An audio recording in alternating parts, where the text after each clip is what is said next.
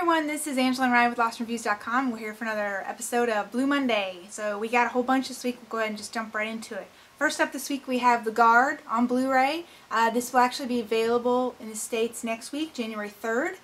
This stars Brendan Gleeson and Don Cheadle, and this is quite an unexpected comedy. I loved it. No, yeah, it's great. It's from the guy that wrote Ned Kelly, and this is his first feature-length film, but also his short film is on here, The Second Death, which is very cool because Sony really doesn't do that. That's more like a Criterion thing or a Kino thing. Yeah, to put like an extra short film on here, which is fantastic.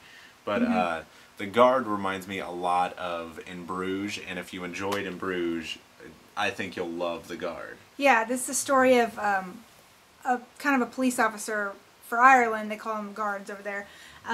More like a local sheriff. Or sheriff, yeah. Would be here. Played by Brendan Gleeson, and he's kind of a guy who's been around the block. He's done his job for, 30 years maybe. Yeah, doesn't give a shit. Doesn't really care. He'll hire two hookers on his day off and walk them down the street to his hotel. He doesn't care at all. And take acid from the kids that die in a car wreck. And, happy times. Don Cheadle is an FBI agent from the U.S. who comes in to this small town in Ireland, and they're trying to work together to solve this mystery crime of where these bad guys are that are supposedly bringing in $500 million of cocaine on some kind of ship in a port somewhere. So they're trying to intercept that before it happens. And one of the bad guys is played by Mark Strong, which I absolutely love him in everything. Oh, he's such a great villain. He's so evil looking. I mean, just looking at his face is evil, but I also think he's just one of the best underrated people in Hollywood. I mean, really all of these people in this film are. And his partner in this, the wide-eyed crackhead, who I don't know his, actor's name, but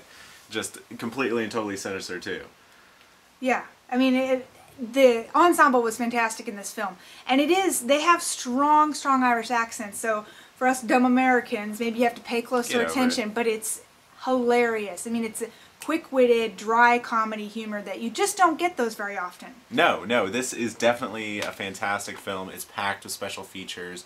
The Guard is one of my favorite films from this year, I would say. It's really good. And it's a must-have on Blu-ray. It looks fantastic. Like, the colors, they really did a lot with the art direction in this. Yeah. And it is hilarious, and one of the best shootouts in a film that I've seen this season. Yeah, towards the end, I know what you're talking about. It's great. Pick up The Guard. It's Region A, so I'm sure it's already out over in Europe, but for us Americans, grab The Guard, love it and cherish it. And if you haven't seen In Bruges, get that too. Of course. I mean, how many times do we talk about that movie? Yeah. Every week it seems like. So buy In Bruges if you haven't already. All right. Twice. Next up we have Archer, the complete season 2, which is such a weird way to say. Which drives me crazy. The second season. I love the show, but I want them to say the complete second season. They're probably doing this on purpose just to mess with people. God, I hope so. I really hope so. But Archer is a show about this international spy. Imagine James Bond if he was a douchebag. Yeah. And not so much. So he's a douchebag, but he's a lot cooler than Austin Powers. That's what I'm saying. But the cartoon is fantastic. If you've run out of shows on Adult Swim, which most of those have gone way downhill, Archer is the place to go, and it's on FX. This is one of my favorite shows on TV. It's hilarious. It attracts all different kinds of people, too. I found out my mom watches this, which was unexpected, so... Oh, the humor is so broad and great and fantastic. Yeah.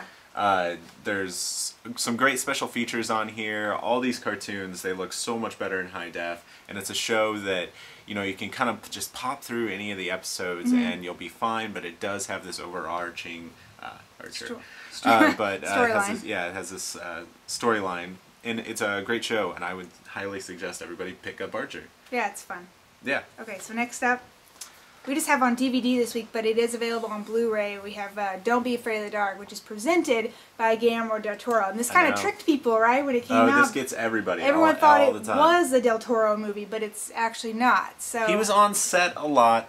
You see a lot of his art direction in this film, but where he kind of comes into play is this is a movie that really inspired him from his childhood. It's a made-for-TV movie. about these tooth fairies that come and they want to grab you up and put you in their cellar of this really creepy house. Ew. The only difference between this from the original TV version is now we have the main protagonist be a small child rather than an adult woman who's being terrified, and everybody just thinks that she's cleaning the house too much. So rather than be a complete and total sexist, he goes with the child, so it's going which with the little girl. is a lot more sinister. And it also stars Guy Pearce and Katie Holmes, which I love. Yes. Guy Pearce and everything, and I was really surprised Katie Holmes was allowed out of the house to make a film. Yeah, the thing that sucks though, Guy Pearce from Memento, if you have not seen that film, that is pretty much the last time he got to be the main star in a film. Got to star in something? And no, it's Katie Holmes all the way, even though she's a stepmom helping a child out, and Guy Pearce is the, working dad who's not around very much. We need a new Guy Pearce film. Yeah, I agree, because he has a lot of talent and he doesn't get picked up enough. Yeah, he is Maybe he needs fantastic. to go try for some foreign films or something to star in those, or something. I don't know, but he's fantastic. Like, he'll do small little roles where you hardly even recognize him, but he pulls it off brilliantly. Yeah. So, and Katie Holmes, I love who Guy cares about Pearce. her? The special effects in this is really what kind of brought it down for me. If you've ever seen The Gate, then you'll recognize these creatures like right off, because they look like the claymation things from The Gate, and that is not a good thing. Not in this day and age. Yeah, they are great in The Gate because they're hilarious. Yeah. And I don't want to be laughing at something that's supposed to be terrifying to me. I really feel like if they would have held back and just shown the shadows of the creatures, and then maybe at the very end, it's always what you don't see that's scary. Yeah. So the film was not scary at all to you? No. Okay. The story's not bad. You'll enjoy it, but I'm just going to suggest that you rent Don't Be Afraid of the Dark. And it's kind of a weird time for this to be coming out. That's also coming out January 3rd. It's kind of weird because you'd think it'd be coming out around Halloween or something. Well, it came out in theaters around Halloween. No, that's true. So Yeah. now they're just popping it out here, so. Well, yeah, they want people to buy it. Alright, so next up we have on DVD this week the unrated version of a good old-fashioned Orgy, which stars so many people, but mainly Jason Sudeikis. Yeah. I heard a lot about this, was not really, impressed by the story-wise. I heard it really sucked and everything. But I started watching it, and the cast was really, really well cast. You've got Martin Starr in there, you've got Angela Sarafin, who was in American Animal, one of her favorite films, Jason Sudeikis, who can be good sometimes, and Tyler Labine, who is, like, hilarious in everything he's in. He was starred in Tucker and Dale vs. Evil. Yes. So, and completely steals this movie. He does. But this film actually, surprisingly, if you can get through the first half, it's kind of slow with the character building and the how are we going to get this party going. When it actually gets to the party, it really sets in, and it's when really the orgy hilarious. kicks in. Okay, when we were watching this film, I looked over to Angela. I was like, "They're not going to have an orgy." Jason Sudeikis' character meets this girl. He really likes her. Is not sure about having the orgy, and then I'm like, "Oh, he loves her, so he's not going to go through with it." And that's what this movie is. Nope. They go to the orgy, and that's when this gets funny. You can almost just skip to it. It's kind of an SNL skit. The orgy is. Yeah, it kind of is, because it's built on comedy, so it's not like a sexual thing at all. I think it's still rated R because of all the sexual stuff, but yeah. It's comedy after comedy when it comes to the orgy, and like things messing up and all the alcohol being brought into it. And again, Tyler Labine will just steal the entire show. I mean, he should be the starring role. He is the role. reason why you need to see a good old-fashioned orgy. This guy is amazing. He's not getting the stardom that he needs. He is totally hilarious. I kind of wish that he would have a guest spot on SNL because he would be fantastic. Yeah, I think he would too. This guy, if you haven't seen Tucker and Dale, check that out. He was really good in Reaper. I've enjoyed him way back when, since he was on that Alien film when the little monsters would come out glowing out of the ocean. Do you remember that? No. I was on ABC, like Surface or something it was called. But it only went for one season. The guy has not had a good strain of luck, but he is hilarious. So check out, rent this just to check him out. And yeah, I'd say it's just a rent too, because once you see it, I mean, that's pretty much it. It does have a lot of special features if you did enjoy this when it had its brief time in the movie theaters. But definitely check this out just to see his his comedic abilities, because I think it is completely and totally worth it for that. He's going to become, I think, I hope the so. next He big needs Zach Galifianakis or something. He needs that push, but I think he's almost funnier than a lot of the people that are out there right now. Yeah, he's really... it is all in the timing, too. That's what does it. And he carried has no that shame. film. He really carried that film. Mm-hmm. So go see that. Yes. Okay, so next, what is this Blu-ray? Yes. Futurama, which season are we on now? Volume 6? Yes, Volume 6. There's 13 all-new episodes. If you remember way back in the day when you had to buy Futurama to enjoy the new episodes, this set kind of reminds me of that. Oh, yeah? Yeah. So back in the day when they're fighting to get this back on the air, it got picked up by Cartoon Network, and now it's back on the air and alive and well. I enjoy the art, really. I really get into these releases. Yeah, but this is cool. I love the kind of art that they have for... And the back is cool. Yeah, too. for this volume of Futurama. If you're not... 13 episodes. Yeah, Futurama is another show that I absolutely love, and it's a show that you can jump in and out of. Yeah, it doesn't definitely. matter. Whenever it's on TV, you can catch it. It's fantastic. It's always fun. It's closer to Family Guy than The Simpsons is. Yeah. In its sense of relevancy. And I really feel like if you haven't checked out Futurama yet, I don't know where you live or who you are. And if you're a human being, then, you have to check this out. Yeah, definitely. And if you love the show, this is definitely a collection you have to get. They always pack these things with special features. All the episodes have commentaries, which is fantastic. That's really for surprising me. for... Yeah, for a TV animated, release. yeah. A TV release never happens, but all of these, they did it with Family Guy, they did it with The Simpsons. These releases, these Blu-ray releases, are a must-have for your Blu-ray collection.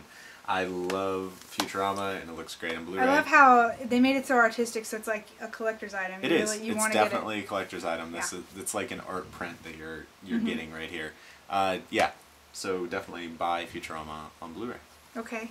And so last this week we have on Blu-ray Final Destination 5. Now this is a funny title because the last movie is called The Final Destination, so they obviously lied to us and said, oh here, wait, no, I forgot, we have one more. We have one more from now. Probably next summer there's going to be Final Destination 6 because people just keep paying to go see this crap. Well, okay, I understand it's crap, but I kind of like watching these people die. It's creative. I'll give it that. The death scenes are really creative. I would suggest you kind of shell out some money, and if you have the capabilities of 3D, get this in 3D because the 3D is actually... Oh yeah, this one was in 3D, wasn't it? Yeah, we don't have the 3D version, but when you're watching these 3D films like Final Destination, was totally... There's no story here. No. You're not looking... This was made for 3D. You know you're going in to watch a bunch of kids try and die. Yes. Try and not die. Crazy reasons. So this is made for 3D, so when you see these kind of 2D movies and then the 3D happens, like the 3D stuff starts happening, you're like, oh yeah, that was meant for 3D. Oh, you mean watching it on this version? Yeah. Yeah, I mean, we come across those a lot where you're like, oh, this would probably look good on 3D. Yeah, so like Drive Angry is another one of those. If you just watch it in 2D, it's not really worth it, but in 3D it becomes worth it and stupid and fun. That's exactly how Final Destination 5 is, and there's actually a really, really good, if you're into special effects, if you're making movies and you want to know more about special effects, there's a great visual effects of death on here, special feature that puts non-special effects next to the final film. The finished version? Yeah, it's very cool. You see all this green screen, and while you're watching, you're like, oh my god, they didn't actually do any of that. It was highly interesting. If you're into filmmaking, I would definitely suggest that you check that out. You can learn from this Blu-ray. Yeah, and it has alternate death scenes, so we have more death in here. And alternate? Yeah, alternate death different scenes. ways for people to die. Yeah.